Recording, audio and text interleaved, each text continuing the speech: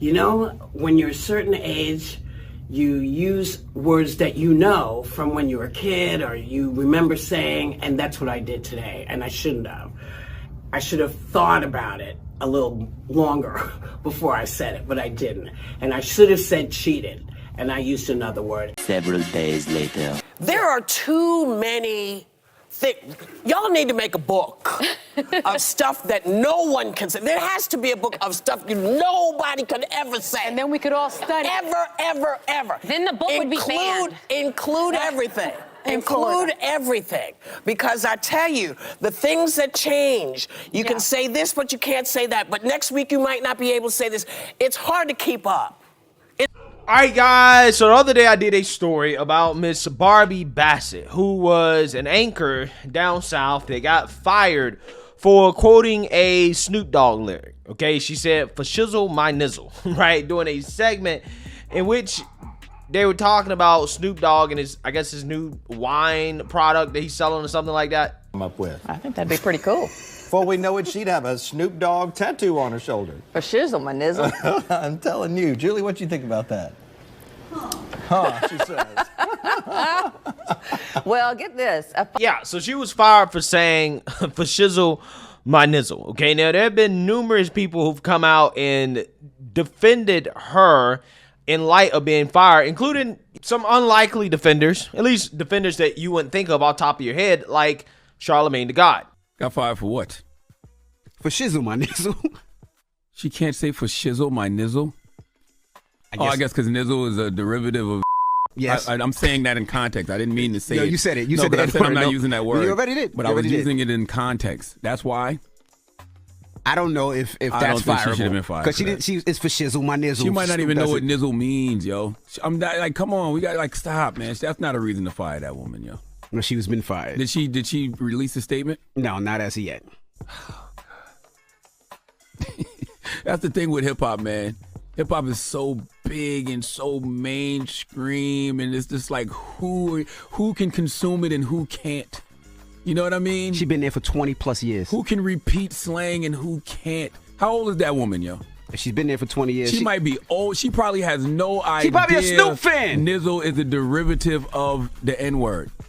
Which is crazy. She might not have any idea. She just thinks she's sounding cool repeating Snoop Dogg. For shizzle, my nizzle. For shizzle, my nizzle. That's not a fireable offense. I hope she's sued.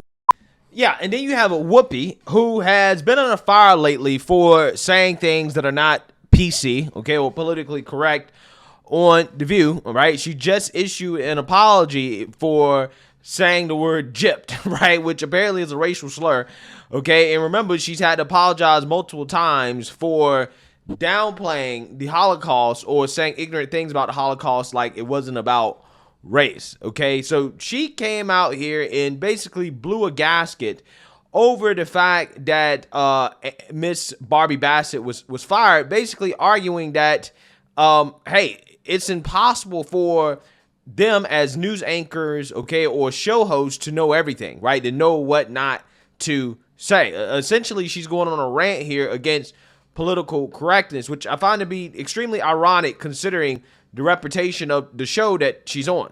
Take a look. So, Mississippi news anchor and meteorologist Barbie Bassett has been off the air since she repeated a lyric by Snoop Dogg that used his term for the N-word. She's been at the network for 23 years, but is no longer listed as a news team member on their website, leading to speculation that she's been fired. Now, I don't know why she's been fired, but I do know that people have to understand that sometimes stuff comes out of folks' mouths and you might want to start with, hey, maybe that wasn't the smartest thing to say, as opposed to, you're out. Yeah. That's just me, having been in this situation before. Well, when you know. Giving her the opportunity. I will tell you, I'm going to admit, as a person of color, can we say the first part of the lyric? Probably not. No. Okay. Yeah. It's from a famous song, and it's yeah. It's hard. You guys know. It's hard to discuss, but I didn't know that meant the N-word. I did. I'm from the Bronx. My people are from Georgia and Puerto Rico. I've been singing that song, yeah, da, da, da, da, and then I didn't know. So I thought maybe she didn't know either, and she was just like, she did it out of ignorance. But then come to find out that she sort of did this thing with another person that she works with, and she called her, the Black reporters, in October 2022, referenced the Black reporter's grandmammy. Now I'm thinking maybe she needs some sensitivity classes. Maybe. I don't know that firing her is going to help. Well, I think they're educating, because the problem is but when she leaves, though, when this stuff happens, it's not like people come back on the air and say, let us clarify, this happened, no, this they is why. never let you do that. Well, no, but they won't even do it. Oh, girl. Sorry. Yeah. So my point is problematic. I don't think I got to tell you this, you know what, now that we're talking about this? Yes. There are too many things. Y'all need to make a book of stuff that no one can say. There has to be a book of stuff nobody could ever say. And then we could all study. Ever. Then the book would be banned. Include everything. Include everything. Because I tell you, the things that change, you can say this, but you can't say that. But next week you might not be able to say this. It's hard to keep up. It's hard to keep up. And if you're a person of a certain age, there's stuff we do and we say, you know what I'm saying.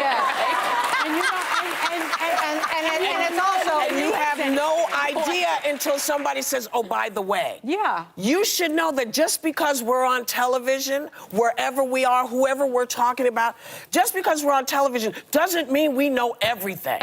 We don't know everything you're not supposed to do. And if there's something someone says, if you're not going to give them the opportunity to explain why they said it, at least give them the grace of saying, you know what, I've just been informed that I should not have done that, as opposed to you're out. Because you saying you're out means you don't want to hear what people have to say or the mistakes that they might have made that could help somebody else not make that mistake. And there's no rehabilitation. No, there's none. Yeah, so Whoopi is clearly salty, right? She's salty about what The View has championed, which is cancel culture, right? Canceling people, ruining their careers, ruining their lives over things that they say. I mean, like, for example, Whoopi Goldberg just a few weeks ago was losing her mind over Mike Pence making a homophobic joke about Pete Buttigieg.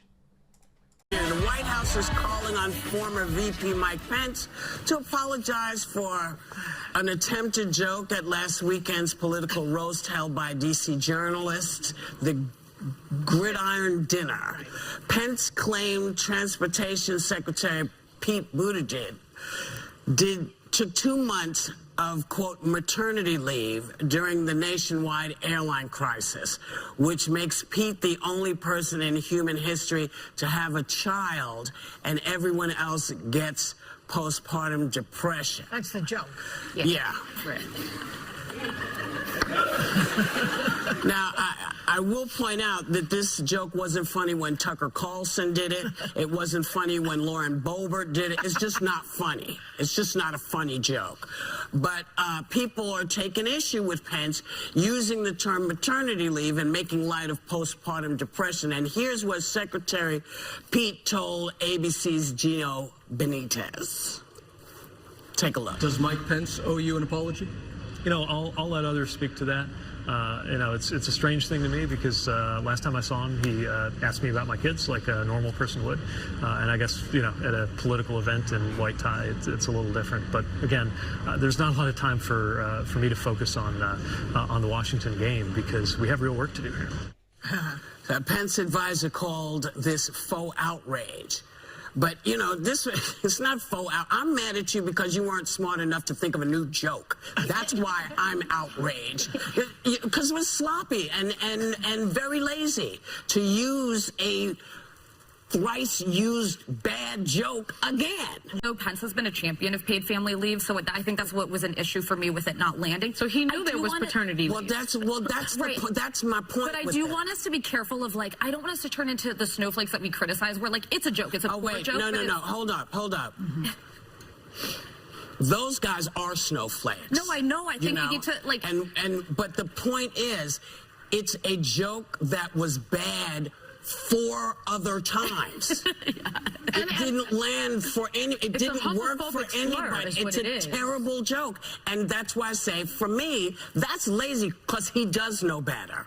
He does know what the correct words are. And you want to make a joke, you know, you can do that.